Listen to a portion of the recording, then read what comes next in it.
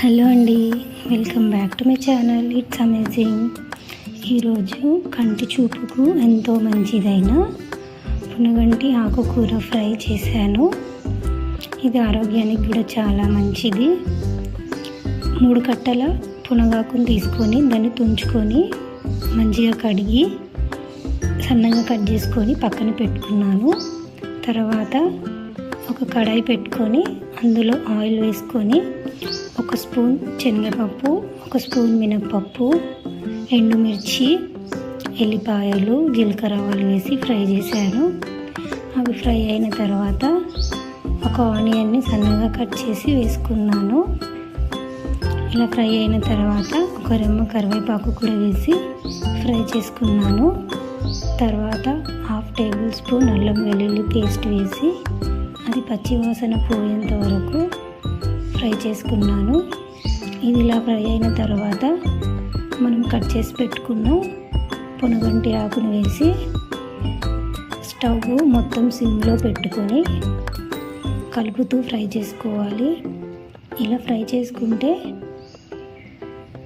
మీకు పచ్చివాసన అనేది ఏమీ ఉండదన్నమాట. ఒక 2-3 మినిట్స్ ఇలా కలుపుతూ ఫ్రై చేస్తూ ఉండాలి. తర్వాత తగినంత ఉప్పు అండ్ పసుపు వేసి కలుపుకోవాలి. మళ్ళీ ఇలా కలుపుతూ ఫ్రై చేస్తుంటే తొందరగా ఫ్రై అవుతుంది.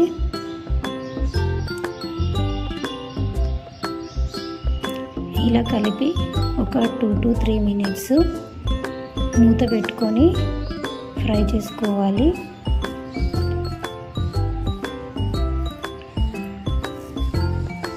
మనకు తొందరగా ఉడుకుతుంది ఇది.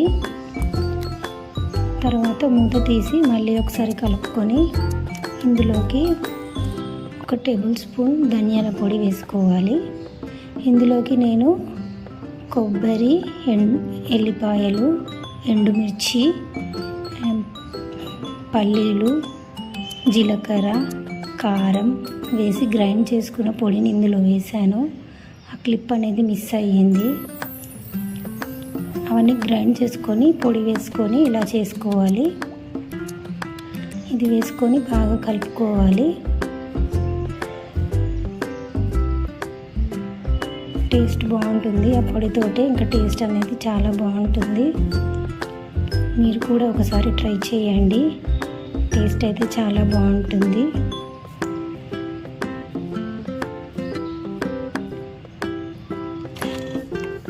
ఈ వీడియో కనుక మీకు నచ్చినట్టయితే లైక్ చేయండి, షేర్ చేయండి అండ్ సబ్స్క్రైబ్ చేయండి. Thanks for watching.